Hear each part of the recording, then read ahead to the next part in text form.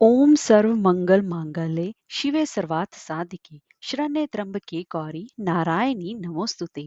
जय माता दी दोस्तों, आप सभी का मेरे इस यूट्यूब चैनल में हार्दिक स्वागत है। आप सभी को चैत्र नवरात्रि की हार्दिक शुभकामनाएं।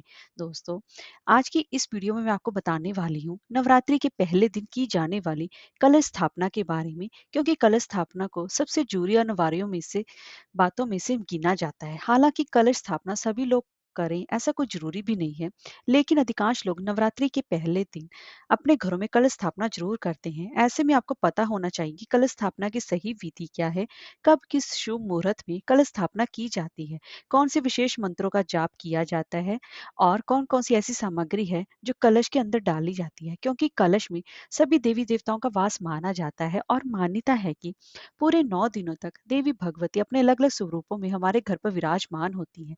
इसलिए कुछ ऐसी बातें भी हैं जिनका ध्यान कलश स्थापना करने के बाद भी करना होता है। और ऐसी कौन कौन सी बातें हैं, तो जानने के लिए जान लेते हैं कलश स्थापना की सही विधि के बारे में। पहले जान लेते हैं कि चैत्र नवरात्रि की तिथि और शुभ मुहूर्त के बारे में।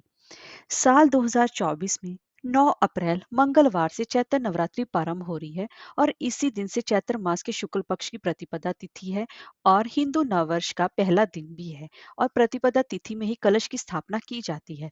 तो कलश स्थापना का शुभ मुहूर्त रहेगा 9 अप्रैल मंगलवार को सुबह 6:02 से लेकर सुबह के ही 10:16 तक रहेगा। और इसी के साथ साथ 17 अप्रैल को रामनवमी मनाई जाएगी और 18 अप्रैल गुरुवार के दिन और इसी दिन कलश विसर्जन के साथ साथ दुर्गा विसर्जन, यानी कि जो चौकी आपने माता की लगाई है उसका विसर्जन किया जाएगा। और इससे पहले अष्टमी तिथि रहेगी 16 अप्रैल को और नवमी तिथि रहेगी 17 अप्रैल बुधवार को और उसी दिन रामनवमी भी मनाई जाएगी। नवरात्रि प्रारंभ होने से एक दिन पहले ही घर की अच्छे से साफ सफाई कर लें, मंदिर की भी अच्छे से साफ सफाई कर लें और नवरात्रि के पहले दिन घर और मंदिर की साफ सफाई करके घर और मंदिर दोनों में गंगा जल डालकर उस जगह को पवित्र करें। और फिर ब्रह्म मुहूर्त में उठकर पूजा करनी चाहिए। हो सके तो ब्रह्म मुहूर्त में ही नहीं तो सूर्योदय से पहले ही उठकर आपको आपको जल्दी उठ जाना चाहिए और आपको किसी तालाब या नदी में जाकर स्नान करना चाहिए। अगर कहीं वहीं पर नहीं जा सकते तो गंगा जल मिले युक्त पानी से आपको स्नान करना चाहिए। साफ सुथरे कपड़े वस्त्र धारण करने चाहिए और सूर्य देवता को जल अर्पित करना चाहिए। नवरात्रि के पूरे 9 दिनों में आप चाहे तो माता की 9 स्वरूपों के जो रंग हैं उसके अनुसार ही वस्त्र धारण कर सकते हैं। अगर ऐसा संभव ना हो तो केवल लाल या फिर पीले रंग के या फिर हल्के रंग के वस्त्रों का प्रयोग आप कर सकते हैं। सफेद रंग के वस्त्र जो शादीशुदा महिलाएं हैं वो धारण ना करें, इस बात का विशेष रूप से ध्यान रखें। पूजा हमेशा ही किसी आसन पर बैठकर ही करनी चाहिए और फिर पूर्व की दिशा की तरफ आपका मुख होना चाहिए या फिर उत्तर दिशा की तरफ, या फिर पूर्व उत्तर दिशा को मिलाकर ईशान कोण में भी आप पूजा उपासना कर सकते हैं। अब उसके प्रकार आपको हाथ में जल और पुष्प लेकर नवरात्रि व्रत का संकल्प लेना चाहिए, क्योंकि संकल्प के बिना कोई भी पूजा अधूरी मानी जाती है। आप नवरात्रि व्रत करना चाहते हैं तो उसका संकल्प लें और सिर्फ कलश स्थापना करना चाहते हैं तो उसका संकल्प लें, क्योंकि जरूरी नहीं है कि सभी लोग कलश स्थापना ही करें। आपकी श्रद्धा है कि आप बिना कलश स्थापना के भी आप नवरात्रि के व्रत रख सकते हैं। आपके मन में श्रद्धा होनी चाहिए और फिर आपको किसी भी पूजा आपकी कोई भी पूजा माँ भगवती अवश्य स्वीकार करेगी। कल स्थापना से पहले आपको सारी तैयारियां करके रख लेनी चाहिए और उससे पहले आपको विघ्नहर्ता भगवान गणेश जी, जो कि प्रथम पूज्य श्री गणेश जी हैं, उनकी मूर्ति या फिर प्रतिमा को स्थापित करना चाहिए और उनकी अच्छे से उनका श्रृंगार करना चाहिए और उनको जनेऊ अर्पित करना चाहिए और दूर्वा अर्पित करना ना भूलें। क्योंकि भगवान गणेश की पूजा उनके सामने हाथ जोड़कर कहें कि आपकी ये जो पूजा है वो निर्विघ्न संपन्न हो जाए। और फिर उसके बाद आपको माँ दुर्गा की प्रतिमा या तस्वीर भी स्थापित करनी है, जिसमें कि अगर आप माँ दुर्गा की तस्वीर जिसमें सभी नवरूप होते हैं, आप उनकी स्थापना करें तो ज़्यादा अच्छा रहेगा। और फिर आज के दिन आप मंदिर में चाहे तो सुंदर रंगोली बनाएं या फिर सुंदर रंगीन आप फूलों से भी मंडप को सजा सकती हैं। कलश की स्थापना करने के लिए आपको जो जो सामग्री चाहिए पहले आप उसे नोट कर लें, जो कि इस प्रकार है। सबसे पहले तो आपको मिट्टी का एक या फिर तांबे का कलश चाहिए, जिसे कि हम लोटा भी कहते हैं। आम या अशोक के 5 पल्लव ही चाहिए जो कि जुड़े हुए होने चाहिए, अलग-अलग नहीं होने चाहिए। कलश के ऊपर रखने के लिए मिट्टी की एक छोटी सी प्लेट या फिर ढक्कन चाहिए जिसके ऊपर की नारियल रखा जाता है। अब कलश के अंदर रखने के लिए गंगा जल और उसके साथ सादा जल और एक सिक्का, हल्दी की गांठ, सुपारी, लौंग, इलायची, इ ये सब चीज़ें ऑलमोस्ट होनी ही चाहिए और ये वे कम से कम सामग्री है जो कभी भी कलश स्थापना में हमेशा ही अनिवार्य होती है। इसके अलावा चाहे तो इसमें इत्र भी डाल सकते हैं, तो आपकी श्रद्धा है, कम से कम ये सामग्री तो होनी ज़रूरी है। इसके बाद ही कलश की स्थापना की जाती है, क्योंकि कलश में ही सभी देवी-देवताओं का आवाहन माना जाता है, क्योंकि 33 कोटि देवी-देवताओं का आवाहन इसी कलश के रूप में किया जाता है। फिर उसके बाद माता की चौकी, यानी कि उसके बाद आप माता की चौकी लगाएँगे जो कि आपके दाहिने हाथ की तरफ होनी चाहिए। जब भी आप पूजा करें तो जो कलश की स्थापना करेंगे वो आपके दाहिने तरफ ही होना चाहिए। तो सबसे पहले तो चौकी के पास आपको जो ज़मीन है वहाँ पर गंगा जल छिड़कर पवित्र कर लें। अगर आपके पास फर्श है, अगर आपकी वह कच्ची जगह है तो आप गाय के गोबर से भी लीप कर उस जगह को पवित्र कर सकते हैं जहाँ पर आपको कलश स्थापित करना है। अब उस जगह को पवित्र करने करने के बाद कलश स्थापना के करने के लिए उसके ऊपर आप चावल से अष्टदल कमल बनाएं। अगर आप अष्टदल कमल आपको बनाना नहीं आता है तो आप छोटी सी चावल की ढेरी लगा रहे हैं जिससे कि कलश रखने में कोई भी असुविधा ना हो, या फिर कलश आपका हिले डुले नहीं, उस पर आप कलश की स्थापना कर सकते हैं। तो सबसे पहले जब एक कलश को आप स्थापित करें तो उससे, अगर आप मिट्टी का कलश ले रहे हैं तो उससे काफी देर पहले उस कलश को आप पानी में थोड़ी देर डुबो कर रखना चाहिए, क्योंकि वो पानी मिट्टी सोख लेगी जिससे कि वो पानी खत्म नहीं होगा, क्योंकि नवरात्र में हमें इसे स्थापित करना है। फिर उसे बाहर निकाल कर उसको अच्छे से सुखा लें और उसके बाद उस पर स्वास्तिक का रौली से चिन्ह बनाना चाहिए। अब कलश के मुंह पर कलावा, जिसे कि हम मोली कहते हैं, वो उसको भी बांधना चाहिए।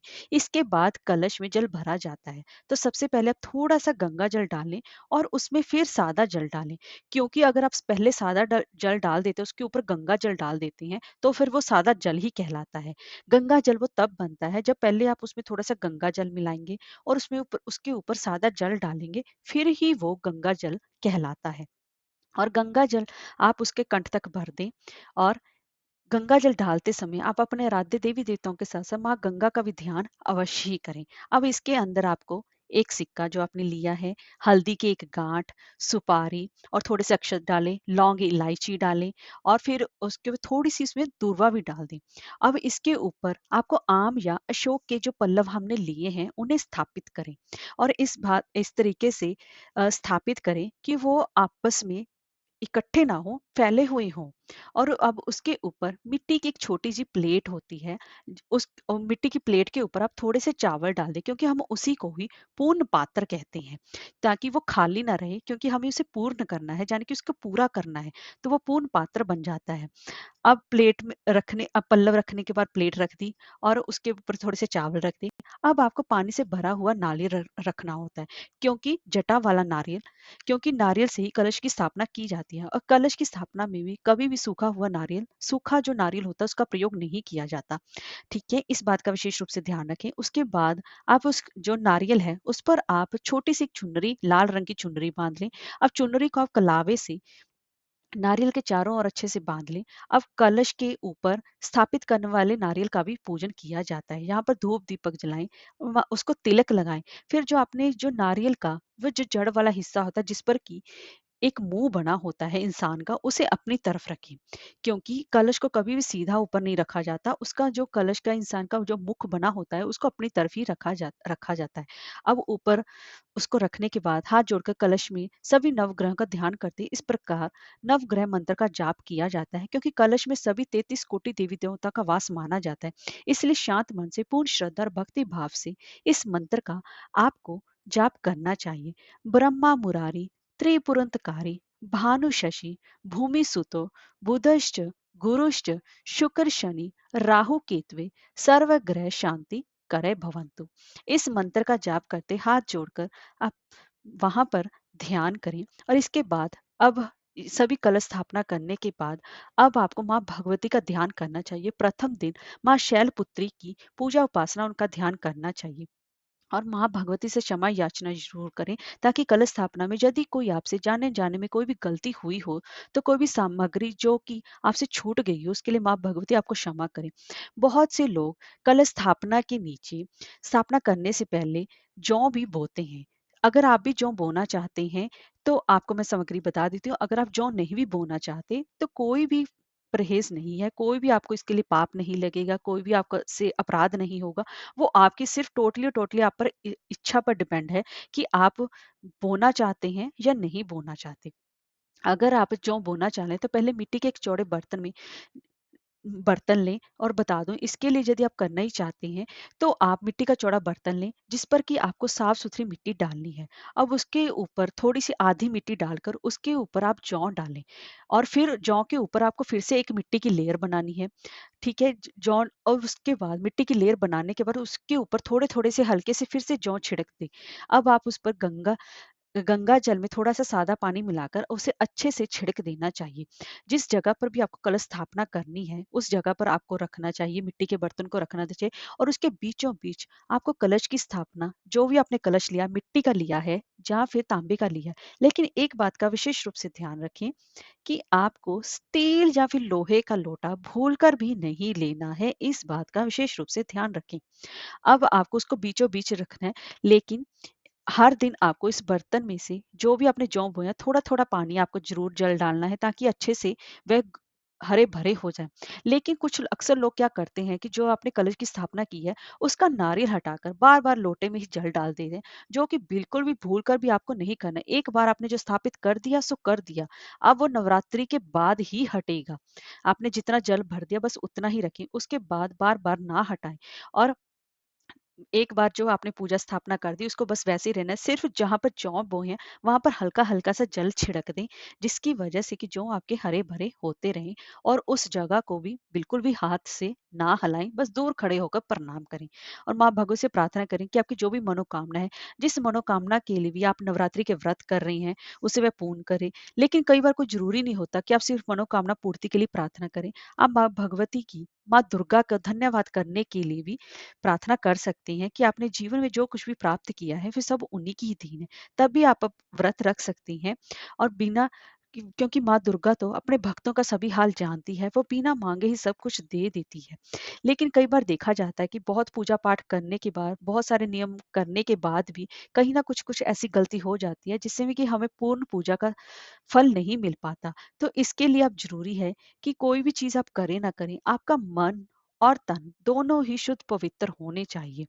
और इतना सब कुछ करने के बाद भी अगर आप तन और मन शुद्ध से माँ दुर्गा की उपासना करते हैं, तो फिर आपको कोई भी कुछ भी और किसी भी देवी देवता की पूजा उपासना करना, कोई भी उपाय करने की कोई ज़रूरत नहीं रह जाती। क्योंकि अगर आपका मन शुद्ध और पवित्र है, आपके मन में सभी प्राणियों के प्रति दया की भावना है, आप किसी के प्रति गलत बात नहीं सोचते, कोई गलत कार्य नहीं करते, शराब, मांस, मदिरा से दूर रहते हैं, सभी जीवों पर दया करते हैं, तो आपको और कुछ भी करने की ज़रूरत नहीं रहती। कलश स्थापना करने के बाद आपको ये ध्यान रखना है, जिस जगह भी मंदिर में आपने कलश की स्थापना की है, उस जगह पर कोई भी व्यक्ति अशुद्ध होकर ना जाए। स्नान करने के बाद साफ स्वच्छ वस्त्र धारण करके ही आपको दिन में किसी भी सामान की वहां पर अगर जाकर छूने की जरूरत हो, तो आपका पवित्र होना अत्यंत ही जरूरी है। और 9 दिनों तक माँ भगवती की इसी रूप में आपको पूजा उपासना करनी है। सुबह और शाम अगर कुछ लोग अखंड ज्योत भी जलाते हैं, अगर आप अखंड ज्योत नहीं जलाना चाहते, तो आपको कोई भी परहेज़, कोई भी आपको अपराध मतलब आपने सोचा होगा कि मुझसे बहुत बड़ा अपराध हो गया, मैंने कलश स्थापना की है, अखंड ज्योति नहीं जला, तो ऐसा कुछ भी नहीं है। आप सुबह और शाम देसी घी का एक दिया जला सकते हैं, और कोई भी आप पर किसी भी तरीका कोई भी दोष नहीं लगेगा। आप आराम से कलश स्थापना से सुबह और शाम पूजा उपासना करके माँ दुर्गा के मंत्र, जो कि नवार्न मंत्र है, ओम आइं ह्रीं क्लीं चामुंडे वचे विचे का, इसका यथासंख्य मंत्र जाप करके माता से अपने किए गए अपराधों के लिए क्षमा प्रार्थना कर सकते हैं। जय माता दी।